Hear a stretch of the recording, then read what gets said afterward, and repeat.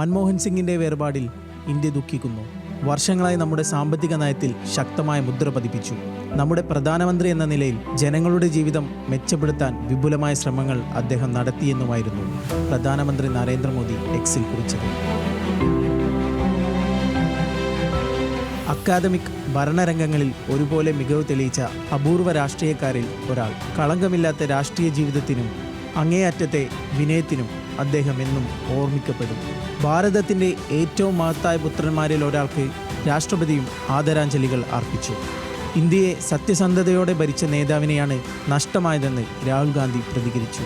തനിക്ക് ഉപദേശകനായും വഴികാട്ടിയെയുമാണ് നഷ്ടമായതെന്നും രാഹുൽ ഗാന്ധി എക്സിൽ കുറിച്ചു. മൻമോഹൻ സിംഗിൻ്റെ സത്യസന്ധത എല്ലായ്പ്പോഴും പ്രചോദനമായിരിക്കുമെന്ന് പ്രിയങ്ക ഗാന്ധി. രാഷ്ട്രീയത്തിൻ്റെ പരുക്കൻ ലോകത്തെ സൗമ്യതയുടെ പ്രതീകമായിരുന്നു മൻമോഹൻ സിംഗ് എന്നുമായിരുന്നു പ്രിയങ്കയുടെ വാക്കുകൾ. രാജ്യത്തിനു വേണ്ടി ഒരുപാട് സംഭാവനകൾ നൽകിയ വ്യക്തിത്വമെന്നും ശശി തരൂരും പറഞ്ഞു.